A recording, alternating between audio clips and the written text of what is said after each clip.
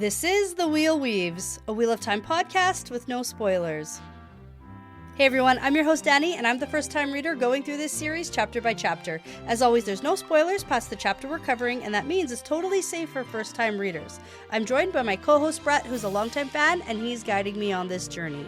We'd like to thank and acknowledge our executive producers, Brandy and Kirkwood, Sean McGuire, Yanis, LightBlindedFool, Deyvis Ferreira, Green Man, Margaret, Big C, Bennett Williamson, Hannah Green, Noralia, Erik Reed, Greysin Ishara, Helena Jacobsen, Matthew Mendoza, Sims, Cyndi, Manethraen, Andrew Scarponi, Mr. Boddy's Body, and David. And before we get into things today, we just want to thank and welcome Courtney B, who is our newest member of our Producer Level Patron team. So Courtney joins the ranks of Passion Socks, Cody Feltz, Mo Zyme, Jamie Young, Jared Berg, Ricky Morissette, Manethraen, Antoine Benoit, MKM, Megan, Colby T, Gabby Young, Rycat, Chris G, Sarah Creech, Saverio Bartolini, Meg 621, and William Johnson. So thank you so much for your generosity and your support. We really appreciate it, and welcome to the team. In this episode, we're talking about Chapter 13 of A Memory of Light. Yep, Chapter 13 is What Must Be Done. These things. Yeah. They just gotta be done. A lot of battle stuff. Yeah. A little more advancement, and I get to use my laser pointer again to point at the avocado, where we're going to spend some time, and then at the cupcake, where we're going to spend some time. Very cool. Yeah. Yeah. And we might need to put a new something up on the map for where Rand is. Mm-hmm. We'll talk about it when we get there. Yeah, where's that guy? Yeah. Oh, up over there. Up there, because they can see Shale Ghul. Okay. Yeah, in the distance, so I don't really know exactly how far away, but... You know how I like being right about things? Okay. I get a gold star today. For what? What? I thought you were going to hand it to me. No, I don't even remember what you're talking about. You know what? We got a review recently that says you get 5 stars and I get 1 star. No! Yeah, no, it's grept for you. Oh, okay. Turns out I'm too competitive and I like being right too often. Okay, what were you right about, though? Oh, we'll talk about it when I get there. Okay, all right, fine. You'll have to remember it, though, because, I don't even know. I'll remember. I'm very competitive. And even though that's immature and annoying, I still like being right. You're taking this review to heart here. Yeah, well, you know what? If this person ever gets to this episode, they'll know. You'll know who you They'll know. Okay. Because there's still an Eye of the World episode, so I'm like, okay. You got a couple years, maybe. I don't know. Okay. I read it, and I see you. And I'm never going to change. Thank you for getting this far.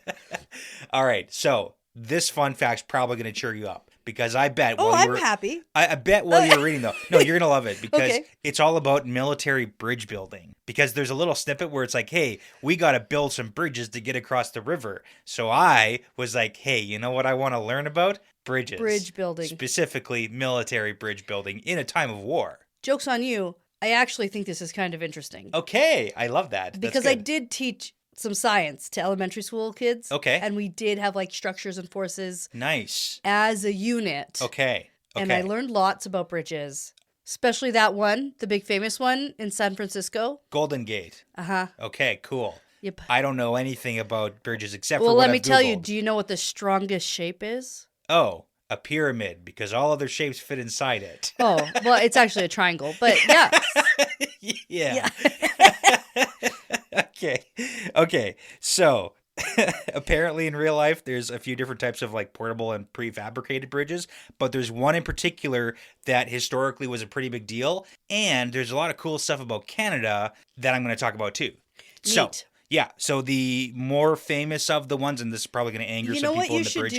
You know what you should do? We should both actually preface this. Don't know shit about bridges. We're not structural engineers in any capacity. I think people, if they're listening this far, this is not a bridge podcast.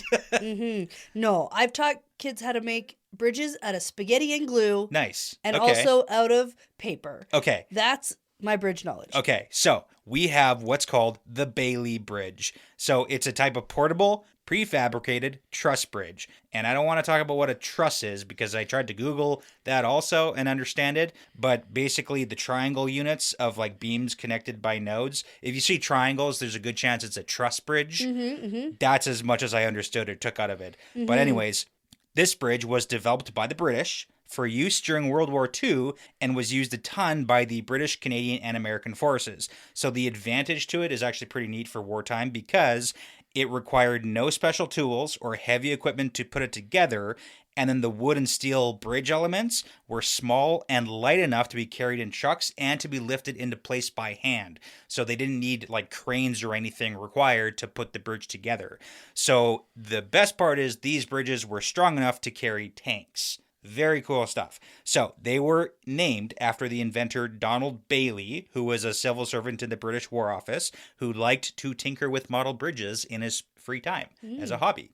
Now, he drew the original proposal for this Bailey Bridge on the back of an envelope in 1940. And then by 1941, the full-scale prototype was requested to be completed by May. Hold on. I just am wondering, Sure. how many things were sketched on napkins So and many. envelopes, and we had a shortage of just like paper, Maybe. I don't know. or it's like the idea came to me. It came to me and I and had it's to get all it down. I had. Yeah, no, for sure. Probably that. So Okay. anyways, this bridge was operational for use in World War II. It was a pretty big deal because the German and Italian armies were destroying bridges as they retreated.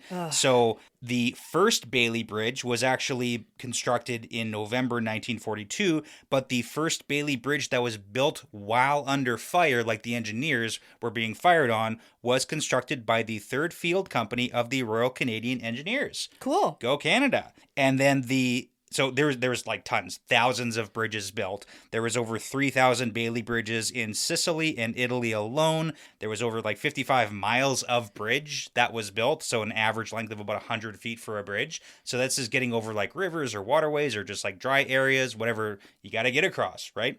Now, there were also a lot of bridges available for D-Day in 1944, and apparently the largest bridge ever constructed, the largest Bailey Bridge ever constructed at the time in 1945, nicknamed the Blackfriars Bridge, was 1,814 feet long, and it was also built by the Royal Canadian Engineers. So again, go Canada. Hooray. But also, go the rest of everybody. And who everybody who helping was out, so. there doing the stuff. Yeah, so pretty cool. Lots of stuff. The Bailey Bridge, there you Yeah. go. So I imagine that's what we're doing is Except boom, bridge boo building. those people who were burning them down and destroying the bridges as they were retreating. Yeah, Those yeah. guys suck. Yeah. World War II. So, Ugh, okay. Anyways, so Yay, bridge builders. yay, bridge builders. That was a long fact about bridges. Yeah, that was good because they're going to be building bridges to get across around here, the Cupcake area. We'll talk about that when we get there. That's a little bit later. Right. Okay. And we're going to be building bridges in our relationships this chapter. Nope, hate it. Oh, Nope. okay. I liked it. Okay, so I guess we'll start chapter 13, What Must Be Done. And our chapter symbol is the lion, because at some point we talked to Elaine and we're in Camelin-ish. Yeah, I feel like that's the in and shortest around. perspective, though. Like, it's not a lot. Yeah, it's probably not what I probably would have gone with the Flame of Tarvalin Sure. as yeah. a chapter symbol for this. Fair enough. Or something for Rand, or something for Perrin. There's a few options. Probably any of those would have Not been better. the lion. Yeah. Okay. Because we're not even in Camelin. Candor? Camelin. Okay. I can't. Andor. What's difficult with Candor and Andor? What's confusing? And here? Camelin. Okay, but we're starting in Egwene's perspective, Mhm. and I like it. Yeah. Now, I have to say, I like these chapters, even though they're short, and you're only letting me read one at a time. Right. A lot of action. There's a lot of fighting and battle stuff. Well, and having 3 different perspectives makes it feel like more has happened, Okay. and like we're Like how splitting you're it up. justifying why Like- this isn't the worst thing I've ever experienced in life. Right. And realistically, in a regular book, not the Wheel of Time, Sure, you know? yeah. You know what I mean? Yeah. Rego books, not Yeah. this book. We'd get 3 chapters, maybe. Right. Right? With Okay. this amount of information. I get it. Potentially. I get it. Okay. So, Egwene, the position where we're at is the avocado on the map, which is on the southeastern border of Candor. So right between Candor and Arafel, because we've been strategizing, playing some Excellent defense. use of a visual medium in our audio podcast. Perfect. I love it. So I'm using the butterfly image for whatever reason, but we're going to be fighting back the Trollocs that are coming from Candor, trying to get into Arafel. We're like, no way, no how. Because we're flying in. Right. Good. Okay. Nailed it. with magic.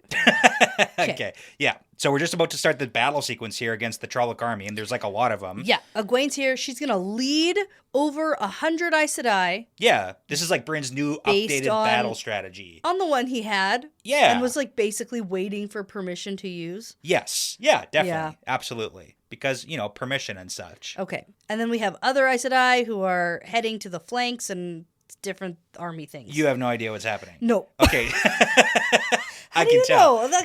It was the aren't hand my waving. notes just like perfect? It was the hand waving that really did it. There's some Aes Sedai here. So we got like a bunch of them are here. They start channeling. They win. So, okay. I'm going to preface this. That's what the notes say. I like the battle sequence, but there's gaping holes in our strategy that I want to talk about here that might cause issues. Yeah. Well, remember when Egwene was like, I like your battle strategy, but I hate it. Yes. Right? So I'm doing that to her now. Oh, she'll hate that. Yeah, she's going to hate it. So we have basically like 100 Aes Sedai lined up in a row. That's your front line of offense / defense because they're Aes Sedai magic channels, right? Now we've got two smaller groups of Aes Sedai on the flanks, so on the sides. That's literally what I said. Right, and then we've got Bryn with his highly mobile strike forces who can attack the Trollocs, like highly mobile in the sense of we can move all over wherever we need to, wherever we can see a weakness in the Trolloc lines. So this is good, and things go really well because we're just like literally blowing up Trollocs for hours.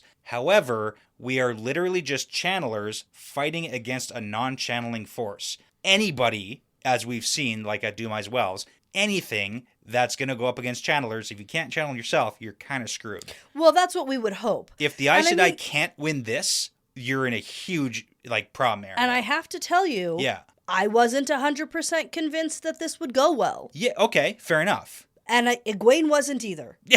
That's true. We've never really tested ourselves. That's literally the problem. Yeah, it is the problem. That's the problem. We've got no enemy dreadlords. We've got no like other channelers trying to shut down the Aes Sedai from channeling. It's just hours of them slaughtering Shadow Spawn. You know what? Which is good. But we like to call this a confidence booster. Right. This is like when I have a to-do list and I put things on the to-do list that I've already done. And then I cross them off right away and I'm like, yeah, that feels good. Okay. Or something super easy. Something. Create a to-do list. Exactly. Yeah. That's kind of what this is. Because it's like, you can do it, and then you do it, and you're like, nice. Nice. Did it. Okay. And that made us feel good. Like, we're good at this. Yeah. And it's going to give us a super false sense of security. Like, really, okay. And this is why, like, I don't want to be super negative here, but also, like, I don't know, this seems maybe like a bad thing. You know what's funny? I'm always the negative one. I know. And I thought this was great. And now you're showing me that it actually wasn't that good. Okay, let's talk about this now. So, Egwene pulls out, so she's got her super-powered Sangreal. Vora's Sangreal. We've actually seen this before. The fluted rod. Yeah, this is the one that she pulled out during the Shanshan attack, and then I think it was Adalorna who was like, how did she get that? Yeah. And like, in my mind, I think I know that fluted means, like, has ridges. Yeah. Kind of like a big column. I think I had to look that up because I didn't know. You did a fun fact or something. Yeah. I still picture a flute. Fair enough. But it's small enough that I actually picture a piccolo. Okay. You know? I like to imagine, was it the Green Ranger who had the little, or the White Ranger? I can't remember. Power Rangers. What? Oh, Power Rangers. Yeah, one of them had like a little flute. I can't remember. I thought you were talking about like D&D again. I was like, I don't want to talk about Rangers. That's later, but I do want to talk about action economy in regards to the, Yeah? Okay. Absolutely not. Okay. So here's the thing. Anyway, so she's holding this rod. Yeah. That's not a flute. No. It's the most powerful, like, Sangreal that the Tower has, basically. And Egwene has personally claimed this. She totally has. She's like, this feels like it belongs to me. It deserves to be with me, and I with it. And you know what? Okay. I know. Like, I guess so. Like, you are very strong and she could competent see why as a soldiers would have a bond with their swords. Yeah. And I had a thought, like, is that a thing? Yeah. Absolutely. Like, it's your weapon. I guess. Yeah. Like, you like the, like, feel, like... Do you remember Lan and his sword? And then Rand and his sword? And then, like, every other guy with his sword? And then like Brigida with her bow. Okay, well then why are we giving Egwene a hard time with her fluted rod? She's totally claimed it. Let her supposed to be the towers, because that's their whole thing. Is like it belongs to the tower, not to individual Aes Sedai. Not And anymore. they're always It like, doesn't. if you check it out, you have to check it back in later. Not anymore. It doesn't. Yeah. It would be like if you made soldiers check in and out random swords. That's a thing that happens too sometimes. Well, then for how like can you have a regular bond? soldiers, you. How can you have a bond with random swords? Exactly. I get what you're saying. Yeah. So we're gonna use Let this. her have it. Okay. No, I'm letting her. I want her to have it. Just like we gotta remember when Moiraine got so much crap about taking her little Angreal that she's like, "This is mine now." Yeah. It was a different time. This is the last battle. I know. Yeah. Which and we'll talk one of the most powerful channelers in a century or Yeah. 1,000 years or whatever it is. Yeah. Probably Yeah. can have the Angreal. Okay, I'm gonna circle back to that point at the end of this perspective. Okay. All right, where were we? Yeah, okay, so a couple of notes on the battle strategy here. We are not in circles. We're not in circles. No, Egwene thinks that's a bad tactic. Yeah. And I'm like, Egwene, I don't even think you know Yeah, everything that circles could potentially do. Which is Or do you fair. agree with this? I'm Because it made me question. I was Yeah. like, are you sure that would be good? Because why then, right. when we thought Forsaken were attacking us, did we get into little circles? You're facing channelers, which is a big part of it. Because a circle can defeat a Oh. channeler, right? And that's why a circle tried to defeat Rand. They had individual Yes. channelers attacking so that a circle could get him. But like we're only facing Shadowspawn who can't channel, so we're just going with mass destruction. We don't need that a we circle. know of. Like, how bold to assume that there's... I know. This could have gone much worse. Yeah. I'm gonna agree with you there. It Okay. could have gone worse, but it didn't. So I guess we need boldness. Sure. Let's go with that. I'm trying to be... I know. Trying to be positive while pointing out the possible issues in the future. Right. So not in circles, individual weaves. Egwene starts her attack, which all the other Aes Sedai then follow with their attacks. And I don't even think we even have to use the soldiers at all. Like, I'm pretty sure that comes up where, like, they didn't lose any troops. So, again, that's not a bad thing. Like, good for us for having a huge win on the first day. I guess that's what good. I said. A little confidence boost. Yeah. But I think it's going to go to their heads. Now let's talk about action economy, because there was this it's a D&D thing. Because you do your thing. Yeah. I'm going to be over here. Okay. So all I'm saying is, for a lot of the fighting strategies, we've talked about keeping Aes Sedai back so that they can heal the troops, which is not a bad thing. But I like what we're doing here, because you're using all your power and energy so that we don't even have to heal. I agree. If we defeat the Shadowspawn, you don't have to worry about saving your channelers for healing later, because there's no healing to be done, because you won, right? You attack. You did all your firepower at the beginning. Yeah. You don't have to worry so much about healing at the end. Because I like it. There were no channelers to attack the channelers. Right, because that's what happens with, like, when channelers, it's like Or you lock if down there the were other channelers. so many Trollocs Yeah. that the channelers started getting tired. Right. As we know Aes Sedai do. But, like, the channelers have to face off against the channelers on the enemy side, too, because you can't just let them have free reign of channeling at your guys. That's the issue. There's no opposite. There's no Dreadlord force at all here, which might be a problem in the future. We'll see. But we've got Trollocs flying and exploding everywhere, and Egwene's super proud. Everything's great. She's like, yeah, the Greens lived up to their name. All the other Rajas did too. Okay. Fantastic. That's what I want to talk about. Okay, yeah. I know. I want to talk about that line very specifically, because how condescending. Yeah. And also rude to Green Aj. Like, if all they do, anyone else can do, what is the point? Why are there factions? Yeah. Well, the Greys usually don't live up to their names. Well, and that's also the problem. That's like just perpetuating this whole entire thing. Yeah. I get it. I get what you're saying. Like, the only ones I think that live up to anything that they claim to do are the Yellows. The healers, yeah. The healers. Yeah, and like those are the ones who should stay back and do the healing. And those are the ones who legitimately have this talent, who learn it, who are good at it, who do a real great job when others can't. But don't open up any hospitals anywhere. Right. So we got problems. But here's like Egwene, who has an affinity for earth and for metals, and can use that to her advantage in this battle. I think that that's an advantage that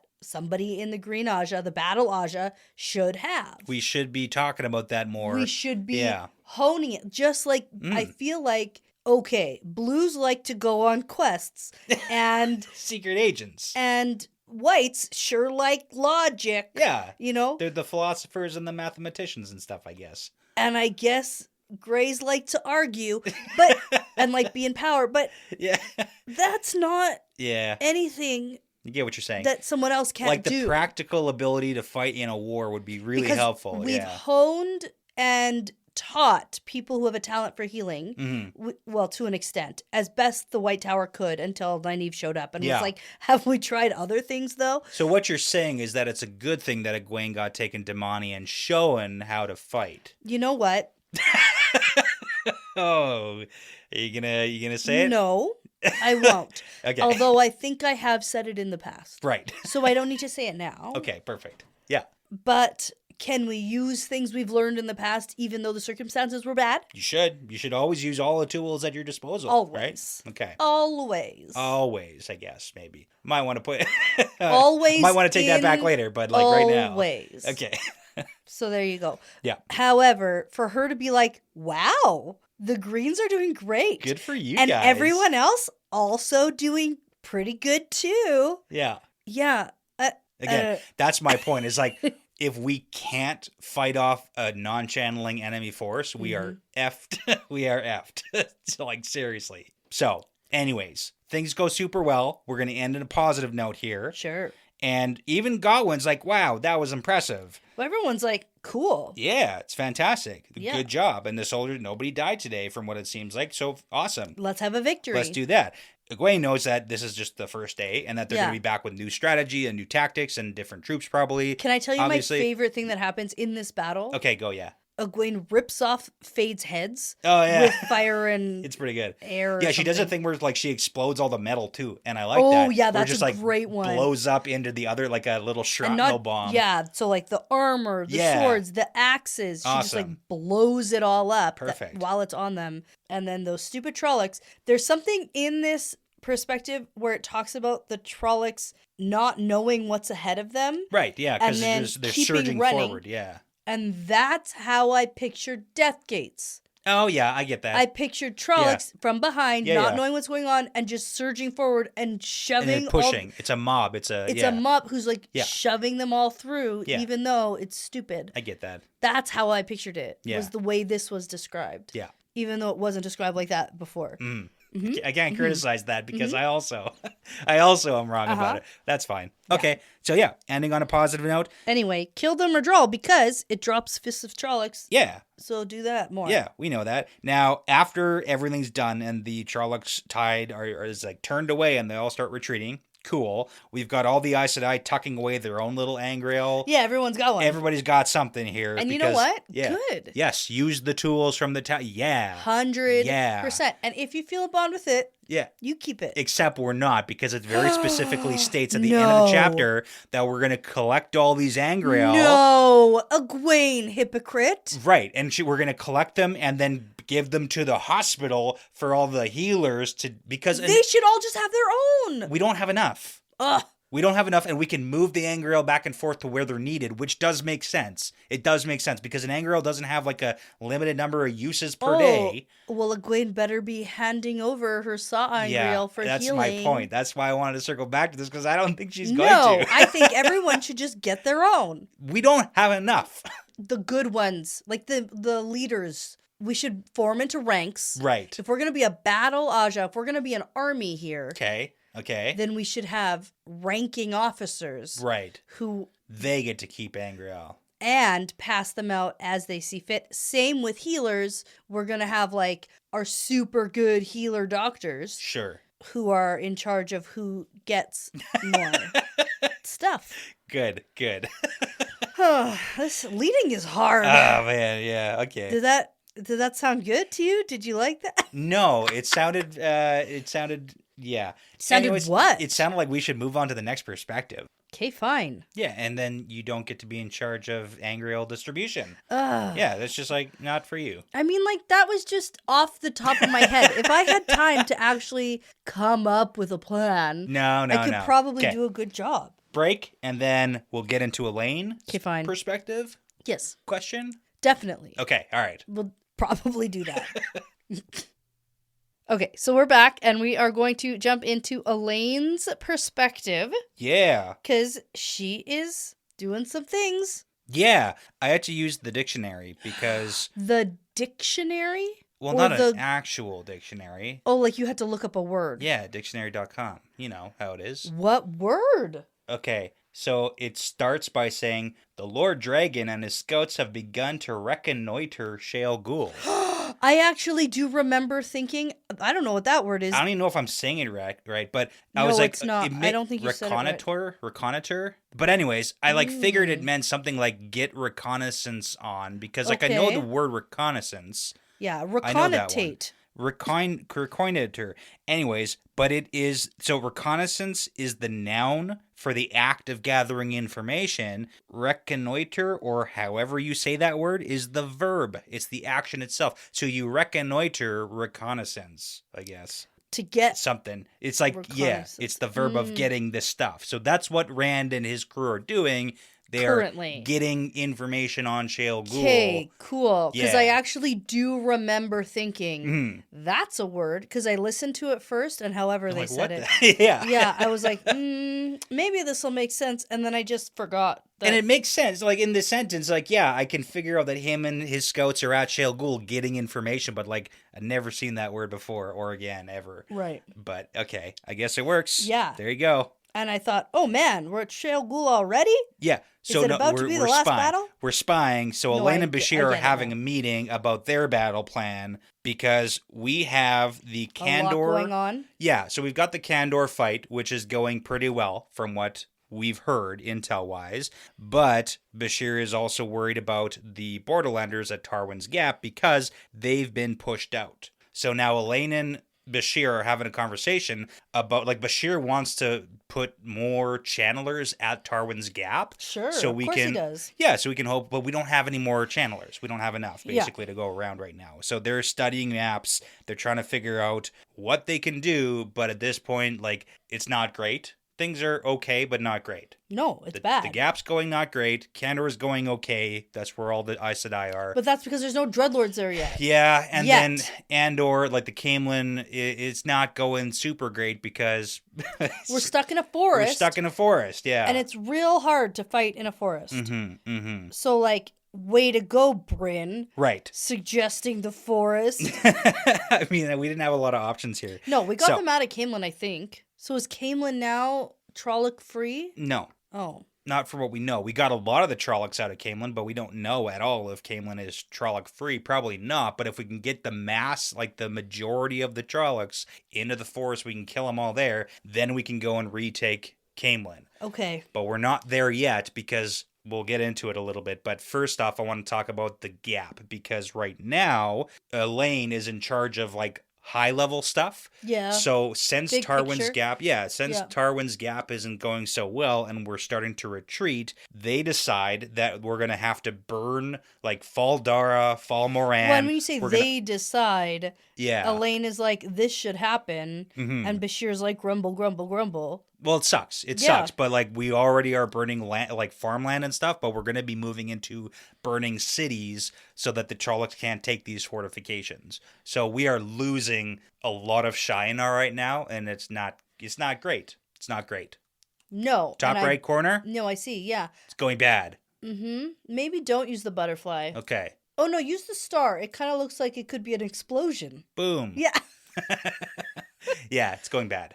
Okay. Poor Shinar. That's why I use that red flower, because the pink flower kind of looks like it could be an explosion. I get what you're saying. Yeah. Okay. All right. So that's where we are. Well, and also we're going to evacuate the civilians of these places to Tar Valon, which also probably can't hold all these civilians. Well, Tar Valon's it'll be fine. Okay. It's a city. Well, right? Okay. Tar Valon itself isn't small. Like, it's a city. Yeah. So they'll be fine. And there's a lot of surrounding area. It's fine.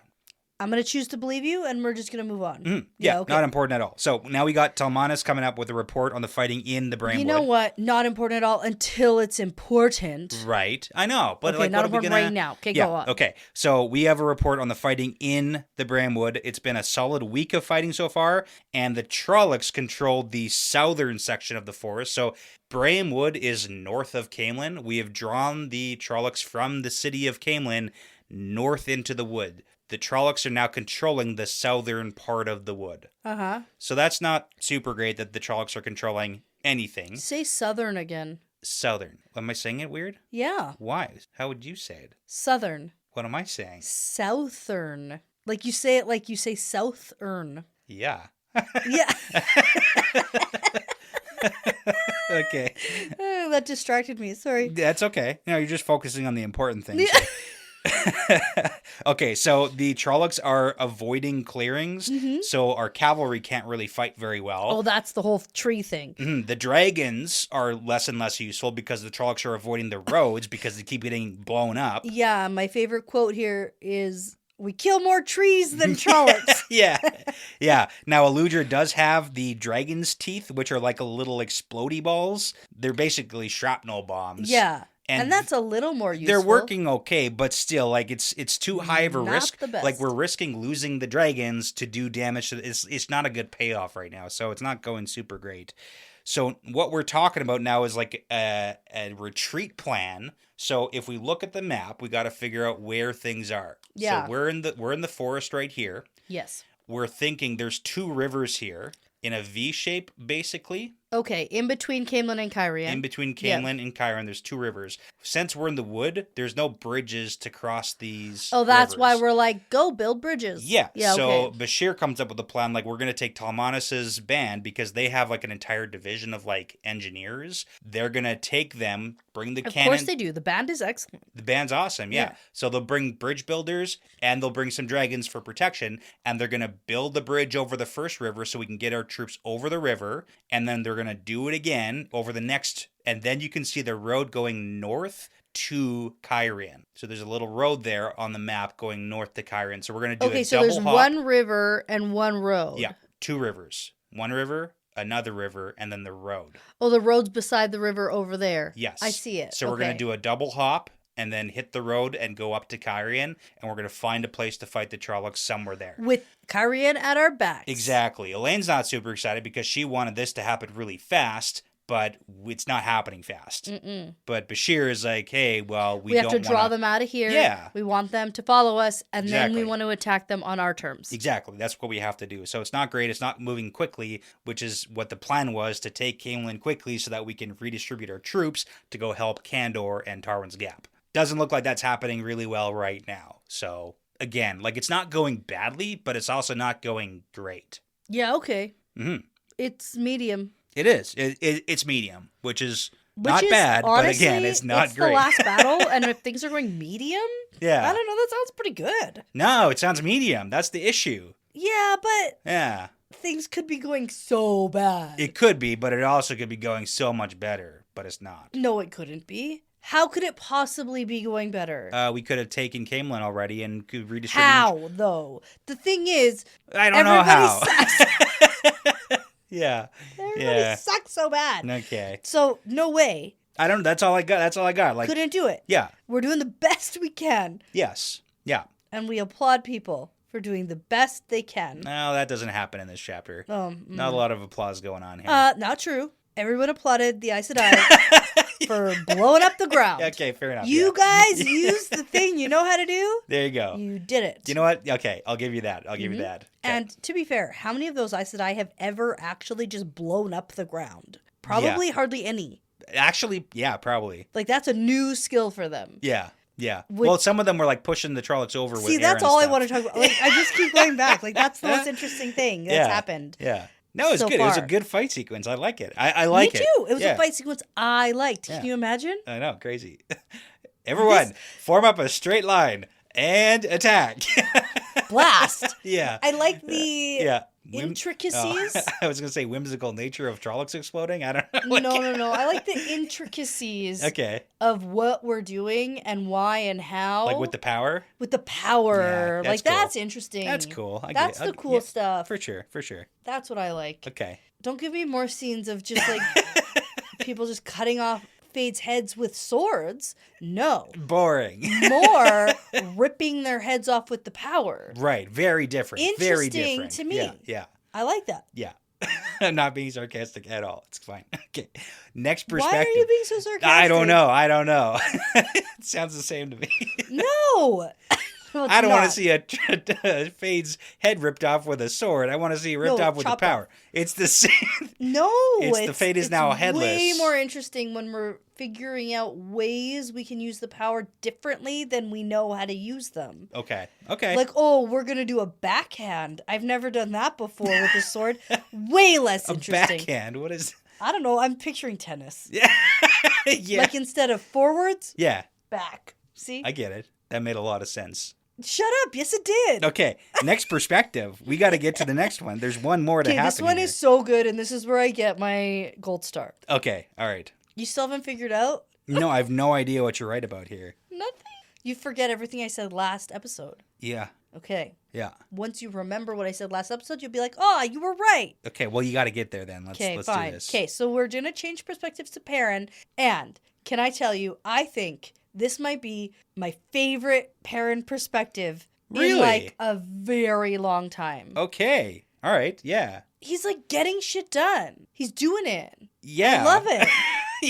It's awesome. It's fantastic. I'm like, yes, Perrin. Fuck yeah. Mm-hmm. Do the fucking things. Stop sitting around and talking about it or thinking about it. He's doing stuff. Yeah. I love it. So here's the things he's doing. Okay, so we start with Perrin and Tam. Yeah. They're together. This part's kind of boring. Okay. But we get there. Well, first we got to have Perrin playing an old trickarooski on Tam here. Oh, yes. Yeah. Okay, so we got Perrin and Tam. They're listening to the orders that have been passed down from Elaine. So Tam is complimenting her because she's got a good head for warfare. And Perrin's like, well, duh. Yeah, she's just listening to her advisors. And Tam's like, yeah, that's like a good leader. Someone who listens to people who know things and doesn't necessarily doesn't get in the way. Yeah. You don't have to always be the one to come up with the ideas. Yeah, well, that's why hey Tam, have you thought about taking your own advice? Right. And he's like, boom. Because you're in charge now. Yeah. And Tam's like, well, okay, hold on. No. Yes. And then Perrin's like, yes. And then Tam says, well, I don't think that like Arganda and Galen and Galad, like these literal military soldiers and commanders and captains, want to listen to me. No. And Perrin's like, hey, guys, am I in charge here? And they're like, yeah. I thought we cleared this up already. Yeah. And then Perrin's like, well, Tam's in charge now. Because I say so. And because Rand says so. Yeah. And now Tam's a lord. Yeah. And steward of the two rivers. Boom. It's pretty funny because it's like, he's the Dragon Reborn's dad. So even if he didn't have any battle experience, command experience, whatever. Which he does. Even if, then who's going to argue? It's like, this is the Dragon Reborn's father. Yeah, I guess you get to be in charge or whatever. Yeah. Mm-hmm. Okay, sure. Although, interesting backwards dynamic. Yeah, okay. Instead of like it's your son. Yeah, I get that. Because the son has to for sure take on the father's role, blah, blah, blah. Nah. This is blah, blah, blah, blah, blah. Blah, blah, blah, different. Got it. But I think Tam probably always saw this coming. Yeah. Well, he picks up really quick, too. He's like, hey, Perrin, the way you're talking makes it sound like you're going to leave. And Perrin says, yeah. And also the way you're looking north and being like, now. Rand needs me. Yeah. Yeah. It's pretty funny because, okay, here's my thought. Did he say goodbye to Fael off screen? Because Perrin just fucking leaves. Perrin just leaves. He leaves from here. He goes back to the field. I get. Like, I'm skipping a little bit here, but we're going to go through this. Okay. He goes from where they're at right now, which is in the Brainwood. They go to the field of Marilor, where Fael is. But he packs his shit with Gaul in like half an hour and then leaves. Did he say goodbye to Fael? You're skipping ahead a lot. I know, but just think about that while we go through it now. Because there's no reference that I saw. It literally didn't cross my mind and now I'm furious. He's like leaving. He's leaving for war. He's leaving to where you He's might die leaving forever. to literally die. Yeah. Yeah. You know, that's okay. Think about that. And I'm gonna back up a little bit now. So a couple things are happening here. Number one, we're in the Brainwood still. We're not gonna go through the gateway just yet. Think about that. I'm Think about it. speechless. I know. That's the It's most so funny. wild. Because if that was you, you'd be like, excuse me. Anybody. Yeah. Anybody. Okay, hold on. Not anybody. I'm sure there's some people who'd be like, see ya. See ya never. Okay, anyways, we're in the Brainwood. One little tidbit. That's my husband. Yeah. Sorry. The Ogier are fighting in the Brainwood. Oh, yes, they are. And Perrin at first thought they wouldn't want to fight because they're going to trees. hurt the trees if they're swinging there. Yeah. So vicious. He said they're like the most savage thing he's ever seen, which is just cool. I like that. We don't get to see any details about it, but like they are. Well, we know they're capable. Yeah. We've seen Loyal fight a Trolloc. We did see that once. One time. Yeah. And he handled it with no problem. Yeah. And then also the Death Watch Ogier guys. Called? No, I don't want to say it. It's so stupid. The Gardeners. Yeah, the Gardeners. Come on. They're That's so dumb. cool. Okay, but we know they can be savage, I guess. Yeah, for sure. But And it's they're nice huge to and know that when it matters, Yeah. even these ones that have been raised for 100 years on peace and love and trees and plants and singing, they can throw down. they certainly can. Mm-hmm. It's nice to know that. Because I They're get it. They're just not hasty about it. Well, I get Perrin's point of view here. Yeah. Because if all we ever know is these sort of docile giants, and then they just start fucking fighting, you're like, oh shit. Yeah. Yeah. Yeah. I get it. Okay, cool. All right, in the background also, we've got Grady, who's holding open a gateway to Mayenne, where there's soldiers being sent for healing. So we got the hospital that Barrowland's running up and running. I just like to make sure we have our notes on what's happening. Except, I guess they don't have their Angreal. Yeah, not yet.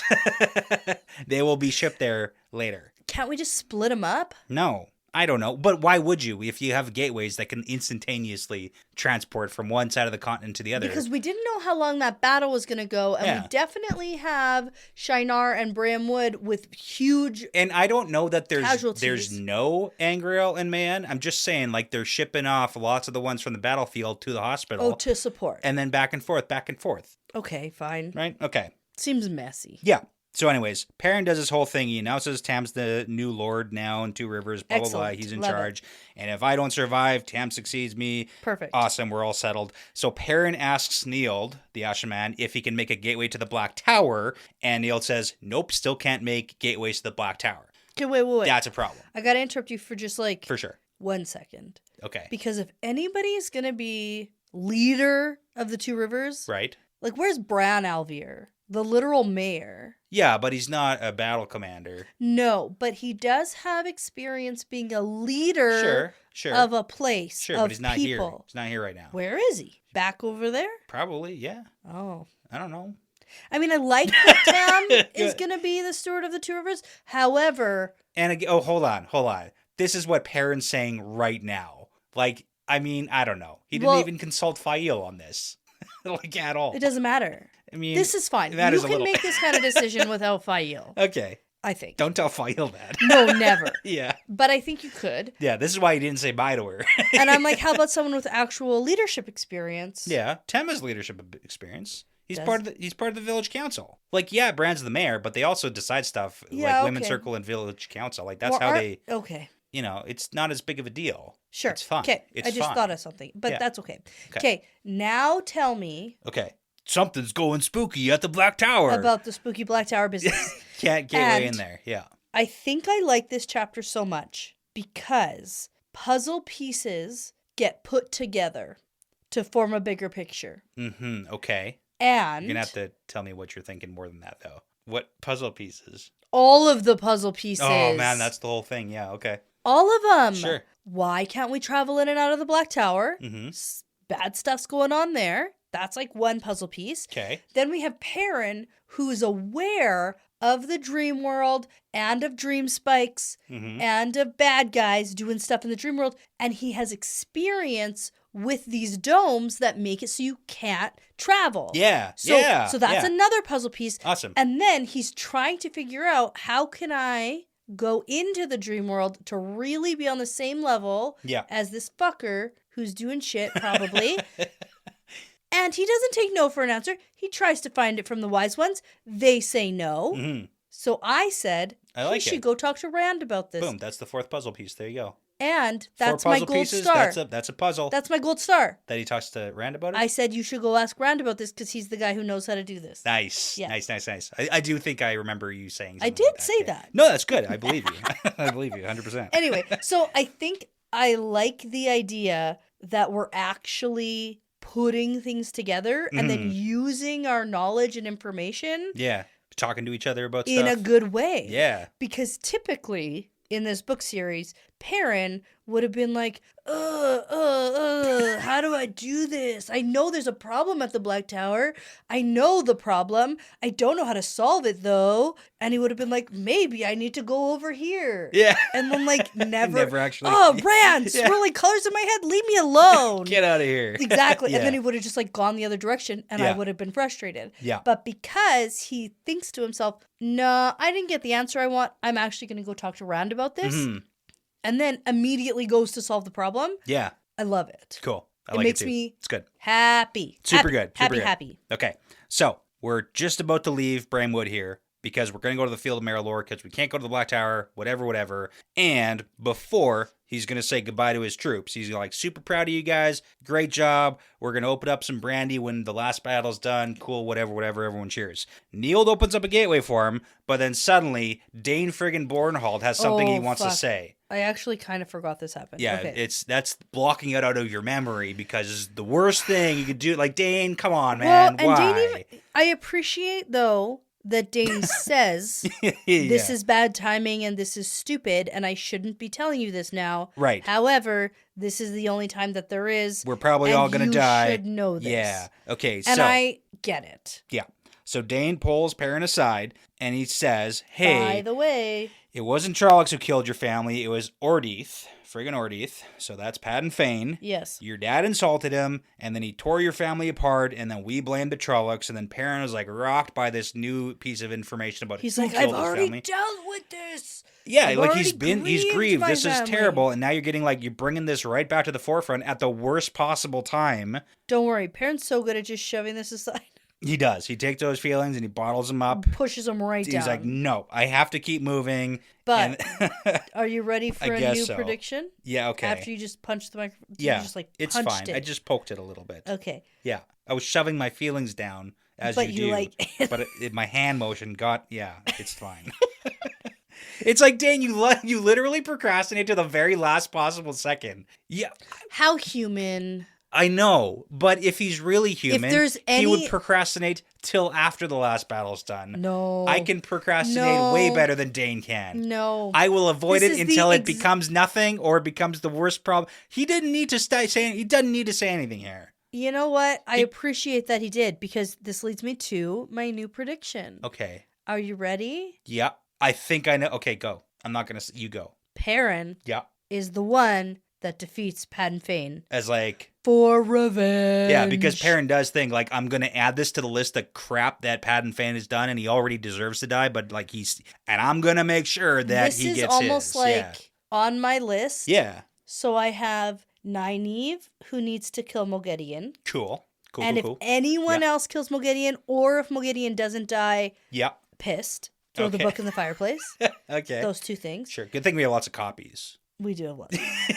There's many copies. The next thing, Padden Fane gets killed by Perrin. Yeah. Or I'm pissed. Oh, I thought you were going to say another name. Perrin or... No, like or I'm mad. Okay. I'm thinking through while I'm talking. Yeah. So those are the real predictions. Okay, I like that's those. Like a real solid. And then the other one is Rand has to die. And if he doesn't, I'll be pissed. those are the three. Those three things need to happen. Otherwise, fireplace. Yeah. I'll be pissed. I understand that. You're saying it aggressively. Because now with this, Yeah. there's no other option. For sure. It has to be. Because now he knows. I get it. He needs to take, a little bit of vengeance here.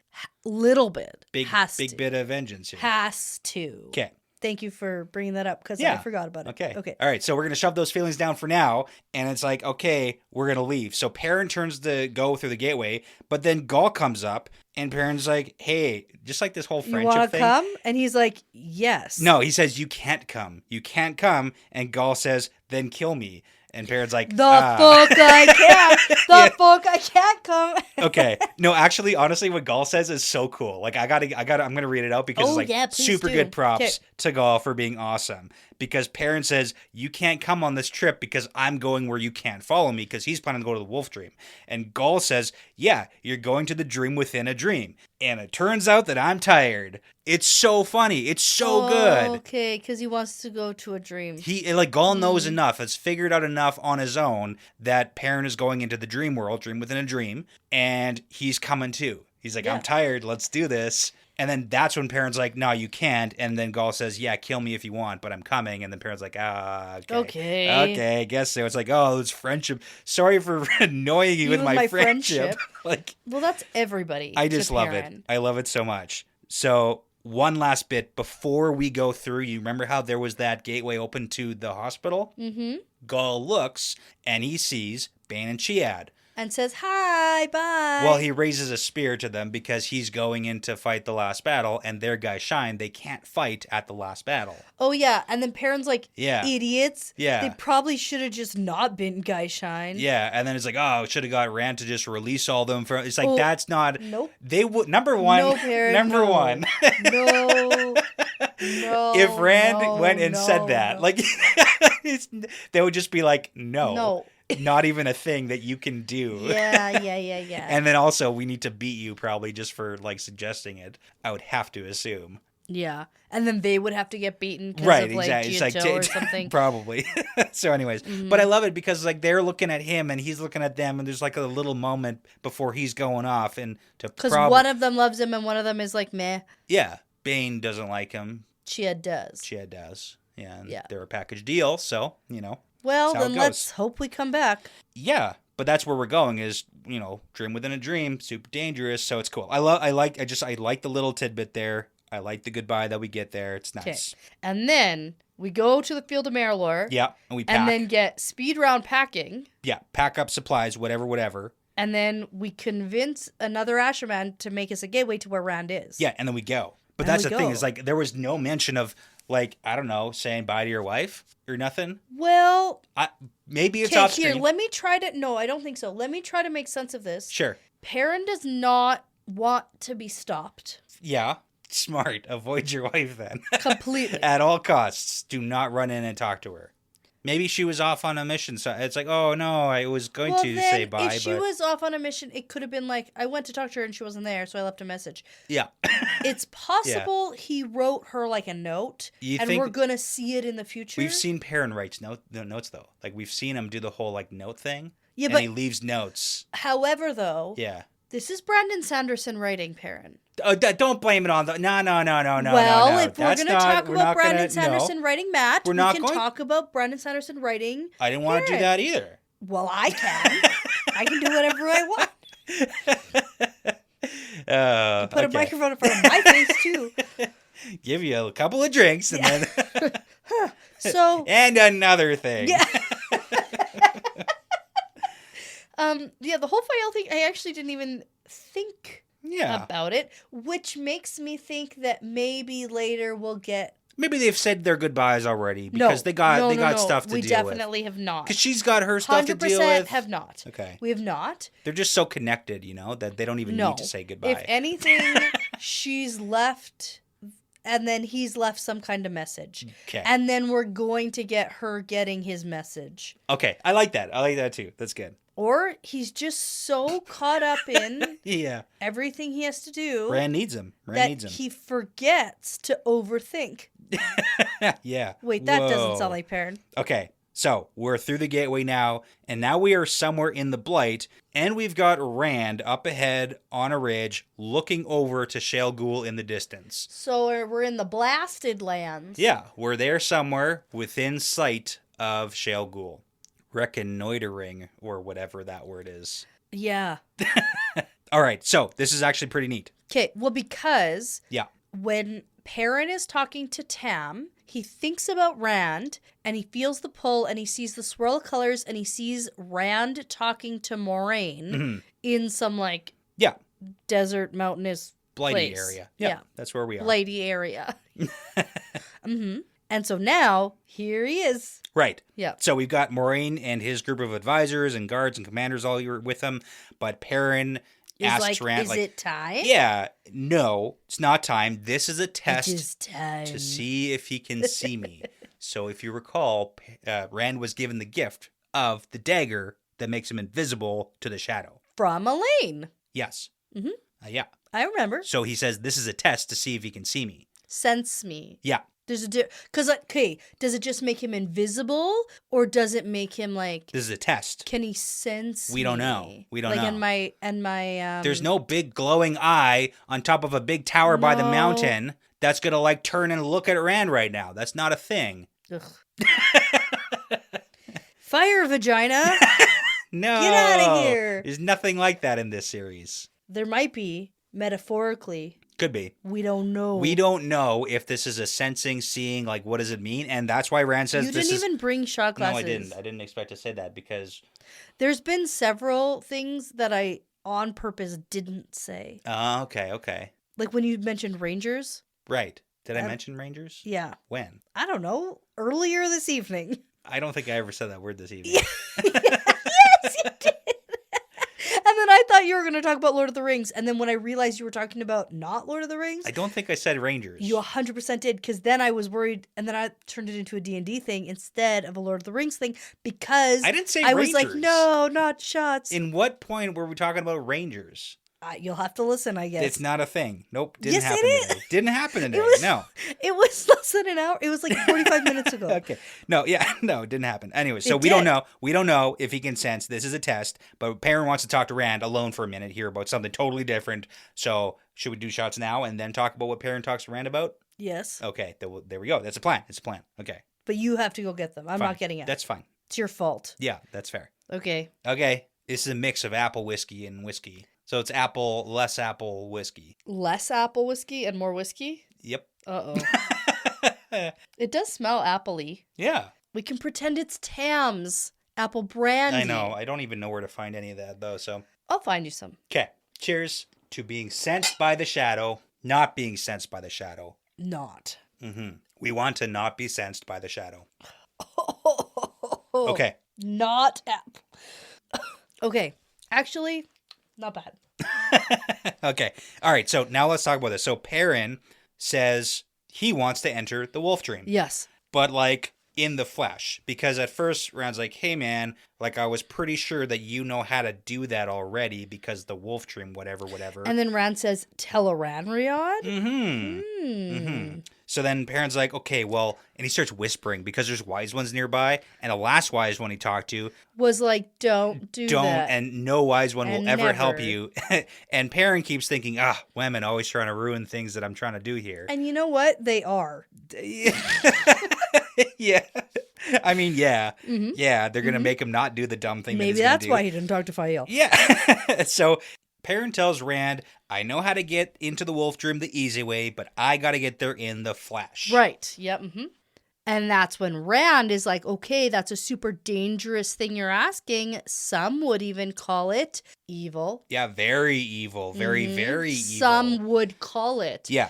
Implying that Rand himself does not think it's evil. Yeah, and I actually really like this because this has been the entire argument that I've been trying to make the whole time ever since the wise ones were like, no, it's evil. And Perrin says, it's not evil. I know evil when I smell it because that's a thing that I do. And this isn't evil. It's just incredibly stupid. It's just dumb. But that's the point. It's like every time we've ever heard it, it's like it's not inherently evil. It's evil because evil people go and do evil things there. So it's very dangerous. I get what you're saying. But going in the flesh is not inherently evil. And we got to take risks We got to risk it to get the biscuit here because our enemy is taking the risks. Mm-hmm.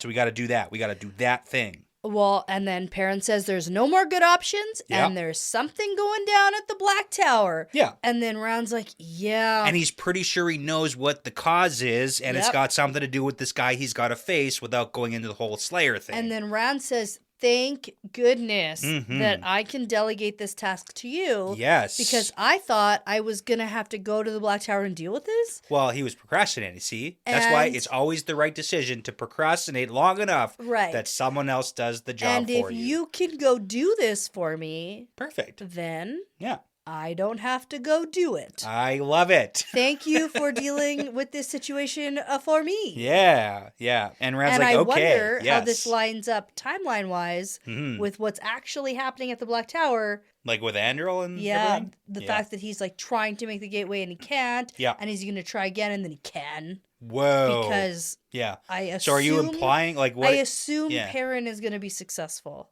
in whatever. What? Okay. Are you thinking like there's another dream spike around the Black Tower? I feel like... Because that was the cause of the last thing of they can't make gateways. I feel like... Like that was a very specific thing. That's the direction I'm being led in. So you think another dream spike around the Black Tower. It's not inconceivable that there's 2 dream spikes. Like that makes... Like, I do not think that means what you think it means. It's inconceivable. Yeah, it's a very handy tool to not let people gateway into very specific areas. More than one of them. Yeah. Because we know one got melted and the one that was like messing around with Perrin the first time was Slayer. And it's very possible there's another one because we've got no one going to the Black Tower in the World of Dreams to see like if there's another, I guess, purple dome or whatever. Or whatever it is. Like, do we have that? Like, do we have that there? We don't know. We don't know yet. Okay. All right. I mean, I guess it could have been useful for Perrin to go to sleep and hop over to the Black Tower. You know, if he reconnoitered the Black Tower. Yeah, I would have loved if he recognitioned the Black Tower. Yeah, that's not it. That's for... I'm gonna have to Google like how to pronounce recognitioned the Black Tower. Then I would have loved that, and we got. No, I actually wouldn't have. I would have been so mad. Yeah, I would have been like, "No, Baron." Oh, have a side, just another one other perspective here of just like him popping over. No, I think this is actually the way to go. It would be nice if he was like, I did this thing. Yeah. I went there and here's what I felt. Yeah. And then we're like, cool, thanks for letting me know. And then now he's going to go do the thing. Okay, I want to talk about this next thing that Rand says because it's an interesting way to phrase something that we've heard phrased differently. So Rand makes a gateway for Perrin and is like, hey, this will take you into the World of Dreams. Like, this is it. Here you go, bud. And like... Cool. Thank you, Rand. Yeah, it's Number great. 1, good friend. Yeah, we did it. We did the thing. Like, fuck yeah. Don't even question. Just be like, I want to do this thing for you. Okay, so Rand says, if you die in that place while in the flesh, it can have ramifications. I just think it's very interesting because the last people we talked to said if you die there, you're dead forever. Forever and ever, and you can't be reborn. Yeah. But Rand, with LTT's memory, said ramifications. He didn't say you're dead forever and gone forever. He said ramifications. I just want to get some clarity on, like, what really happens if you die in the World of Dreams. I have the answer. Okay. As, you know, I tend to have. There's ramifications. So here's how I interpret that. Okay. They're one and the same. But if Perrin's soul were to die forever, that would have ramifications. Oh, okay. In the wheel turning. Yeah. Because he's Taviran and like souls and stuff. I like it. Okay. So. Ramifications. I think same thing, different way of looking at it. Gotcha. Okay. Yeah. So Perrin asks for an exit plan. So we're going to have an Ashaman make a gateway once a day at dawn, just so we have a way out. Which makes me the most skeptical. Fantastic. How in the dream world, in the flesh, is Perrin supposed to get to where the gateway is opened? It's at the Field of Marilor. They literally said, like, make a gateway at dawn at the traveling grounds at the Field of Marilor. So he'll go there at dawn in the World of Dreams, and then if he needs to exit, he can exit. What if he needs to exit before that you and don't he's somewhere get to. else? You don't get... Well, it's the World of Dreams. You can just pop wherever you want to. Even in the flesh, you can zip-zap around wherever you want to. Okay, fair. Okay. Yeah. You're not just, like, in the flesh walking everywhere. Mm-hmm, okay. Okay. Anyways, so Rand agrees. He's like, yep, cool. We get Perrin and Rand saying like a final goodbye, and Perrin recognizes it as a final goodbye. Like they hug it out, basically. It's super sweet. It's super sweet. I love it. Yeah. I love this interaction. Yeah. And then Perrin's like, hey, Nynaeve and Moraine, make sure you take care of Rand. And Perrin, Nynaeve's like, F you, no. buddy. I never stopped taking care of him, idiot. Like, I'm the only one who has always looked out for Rand, always. Actually. Shove it up your butt. Shove it up your butt. And then also, Yeah. I want to be like, Nynaeve, though. Be nice, because he's probably going to die. Yeah, and she totally knows. Oh my god, what if Perrin... Whoa. Hold on. Everything you ever wanted to happen will happen then if he dies, because you've always wanted him to die. Shut up. Just a little bit.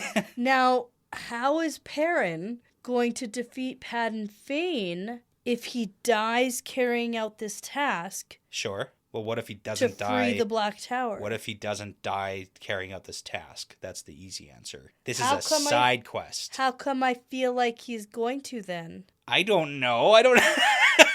Because I'm just going to say, you've been wrong before. Hardly ever. You might be wrong again.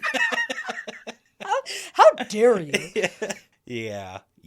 What if... Okay, here's a new thing. What if Padden Fane is in the dream world That's never somehow? really been a thing we've like seen Fane do, though. Like, the World of Dreams has never been a thing for Padden Fane. I feel confident saying that. Like, that's never been a part of it. Like, he does a lot of weird shit, but World of Dreams is not what he does. That's not what... No. I mean, could he? I guess so, he could, but like, why? That's not... I just want you to keep talking because I'm reading your body language. Sure. And your face. Well, I'm rejecting your theory that he has anything to do with the World of Dreams, because like we've literally never seen that before. Perfect. Rejected. Okay. So then I guess Perrin won't die. Like, I'm not saying that either. But I just love the hero sacrifice so much. Oh, it's my favorite trope. It's my favorite trope, the hero sacrifice. It sucks, but it's so good, you know? Disagree. Oh, really? Yeah. I love the hero sacrifice. Like a heroic death. Yeah. It's the best. No. Why? Why can't we accomplish our task and live? No. Yeah. No, because then it means something. It means things to be alive, too. You don't have to be dead for things to matter. But, oh, wow. I didn't know we were so opposing on this issue. Well, yeah, like, look at Lord of the Rings, man. Like, who? I won't. Like, Because I'm not taking another shot. Like, how many main characters die from the Fellowship? Not a lot of them. But I didn't like it very much. Yeah, like one of them dies and comes back, but like, that's different. Barely any. Yeah. None. Literally, like... Actually, none. Friggin' Sean Bean, like, that's it. Oh, well, and he's not even anybody who... Whatever. Okay, Boromir was freaking Shut cool. up. Stop talking about Lord of the Rings. I just can't. I'm not taking another shot. Yeah, well, that's your opinion.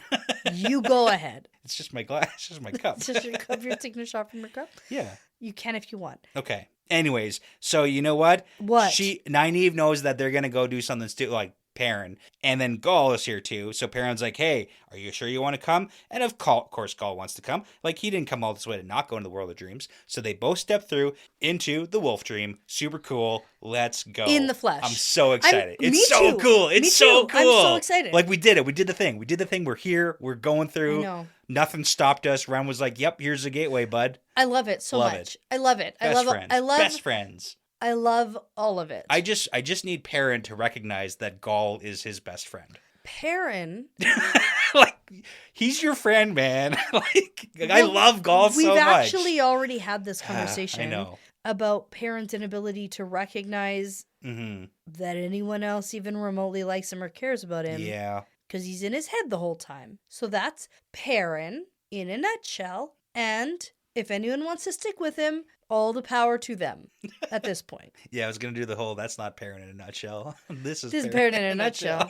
Help, how did I get into this nutshell? Yeah. Get me out of this nutshell. Fantastic. Okay, that's it. That's all. That was great. I know. I didn't know this was going to be so great. It's a good chapter. I didn't know I liked it so much. Okay. Because I liked it. I like when that happens. Do you? When you come in not wanting to do the chapter. Yeah. And then not wanting to. It's just that if I can go to bed. Right. or watch TV or read a book. Yeah. And then it's time to record. Mm-hmm. Sometimes. Mm-hmm. It's not that I don't want to. It's just that the other thing sounds more appealing when I'm Right. tired after a day of work. I get that. And getting the kids to bed and life. I get that. So, Okay, you get one chapter next chapter episode. this was fun. Yeah. And of course I do. Until I don't. Mm-hmm. Until you get less than one. Well, is that actually the route we're going? Pretty much. You should post a schedule. I know, but it's one chapter at a time, once a week. It's holidays coming up. Which means we have lots more time. No, that's not true. It means we're leaving. We're leaving on a trip, sort of. Like we're driving on a trip.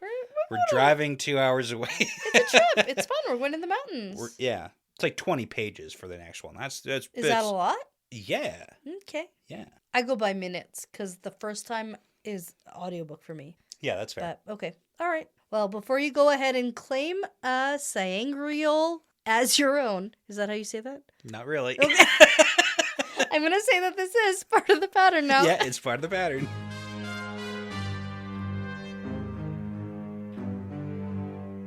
Well, that's it for this one. Thanks so much for listening, everyone. The Wheel Weaves is hosted and edited by Dani and Brett, produced by Dani and Brett with Passion Socks, Cody Feltz, Mo Zyme, Jamie Young, Jared Berg, Ricky Morissette, Matt Truss, Antoine Benoit, MKM, Megan, Colby T, Gabby Young, Rycat, Chris G, Sarah Creech, Saverio Bartolini, Megs621, William Johnson, and Courtney B. With music by Audionautics. Now, be sure to check out our Patreon page if you're interested in supporting us and the podcast. We'd love to send you some Patreon exclusive merchandise as a thank you. Plus, you'll gain access to our episodes earlier than everyone else. And at the time of recording, we have over, 50 bonus episodes at patreon.com/The Wheel Weaves podcast. So you can find all of that and more over there. For general information about our show, like how to get in touch with us, how to send us shot glasses, how to join our Discord, you can visit thewheelweavespodcast.com. And as always, please be sure to give us that 5-star review because it really does make a huge difference in helping people find us. And be sure to tell a friend, Riyadh, because referrals really are the best compliment. Thanks again for listening. This really is part of the pattern now.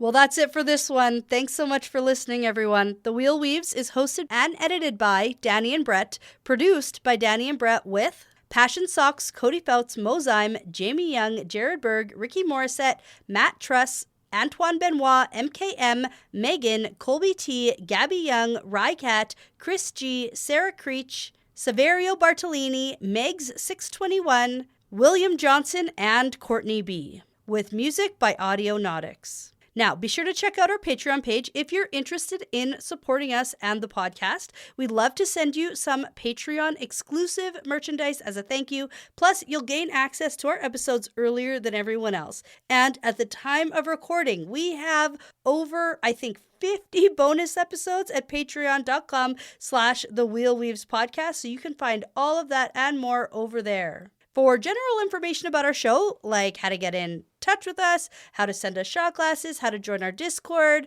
you can visit thewheelweavespodcast.com. And as always, please be sure to give us that 5-star review because it really does make a huge difference in helping people find us. And be sure to tell a friend, Riyadh, because referrals really are the best compliment. Thanks again for listening. This really is part of the pattern now.